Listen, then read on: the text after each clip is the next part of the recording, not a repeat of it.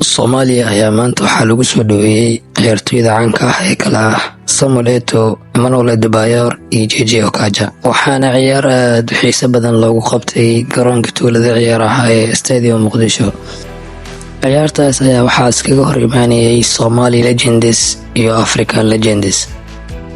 Muhiimadda ciyaartaas loo qabanayay ayaa waxay ahayd in la muujiyo Soomaaliya inay leedahay garoon home ah oo ay kula ciyaarayaan dhigooda wadamada caalamka. Waqtiyadii ugu dambeeyay ayaa waxaa la arkayay inay Soomaaliya home ahaan ugu ciyaaraysay Djibouti. Waqtiyadii ugu dambeeyayna hadda waxaa la arkayay inay ku ciyaarayeen wadamada Algeria iyo Morocco. Ciyaartii halkaas lagu qabtay ayaa waxaa lagu soo bandhigay ciyaar aad u wanaagsan, waxaana kasoo qayb galeen taageerayaal aad u badan.